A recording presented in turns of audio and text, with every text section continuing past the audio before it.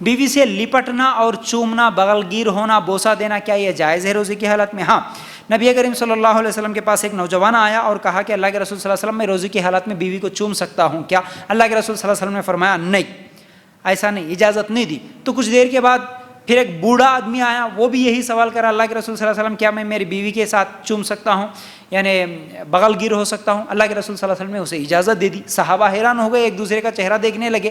اللہ کے رسول صلی اللہ علیہ وسلم نے کہا کہ ہاں میں سمجھ گیا تم کیوں ایک دوسرے کے چہرہ دیکھ رہے، کیوں آپس میں باتیں کر رہے۔ میں بوڑھے کو تو اجازت دے دیا کہ وہ بیوی کے ساتھ بغل گیر ہو سکتا ہے، چوم سکتا ہے، اور نوجوان کو کیوں نہیں دیا؟ کیونکہ بوڑھا اپنے خواہشات پر، اپنے نفس پر قابو کر سکتا، وہ چوم سکتا ہے اور بغل گیر ہو سکتا ہے، بوسہ لے سکتا ہے، تو پھر وہ ان کنٹرول ہو کے وہ ہم بستری تک نہیں جا سکتا، وہ اپنے نفس پہ قابو کر سکتا۔ لیکن نوجوان اگر بغل گیر ہوا یا پھر اسی طرح بوسہ لینا شروع کر دیا تو پھر کیا ہے، وہ اپنے آپ سے باہر ہو کر پھر وہ ہم بستری تک بھی جا سکتا، اپنے آپ کو کنٹرول نہیں کر سکتا۔ اس لیے میں نے اسے منع کیا اور اس بوڑھے کے لیے اجازت دے دی۔